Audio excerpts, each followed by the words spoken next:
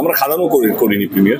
আমার মনে হচ্ছিল কি এত বেশি চাহিদা আসছিল মানে প্রিমিয়ার কবে হবে এবং আমার মনে হচ্ছে কি আর এবার দেব শুভশ্রীকে দেখতে গেলে হলে এসেই দেবো টিকিট কেটে, ফ্রিতে নয়।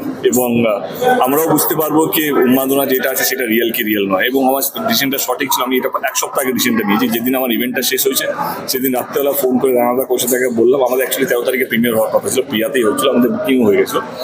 রানাদা কৌশিকদাকে বললাম কি আমি আর প্রিমিয়ার করবো না, আমার মনে হয় এই কারণের জন্য প্রিমিয়ার করা উচিত। তারাও বললো একদম ঠিক। তারপর দিন দাউদুল্লাহকে ফোন করে যথারীতি ক্যান্সেল করলাম। দাউদুল্লাহ যথারীতি আমার কনভিন্স করার চেষ্টা করলো কি করে হয়, তুই একটা কাজ কর 14 তারিখে। না, নো ফ্রি শো।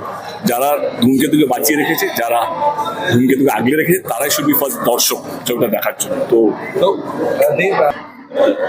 আমার মনে হয় কি at the end of the day আমি চাই ছবি দর্শক এসে দেখুক।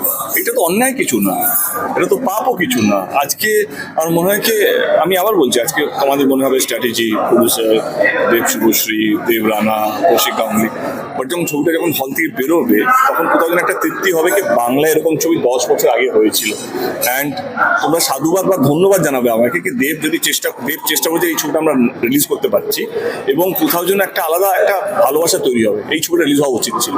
এই ছবিটা যদি আনরিলিজ হয়ে থাকতো না, আমি বোঝাতেই পারতাম না আমি কি করেছি, আমরা কি করেছি।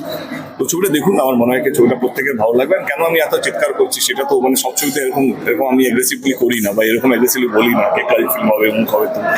ডেফিনেটলি ছবিটা এমন কিছু আছে যেটা আমার কোথাও মনে হয়েছে কিনা এই ছবিটা এটা সবাই দেখানো। Thank you.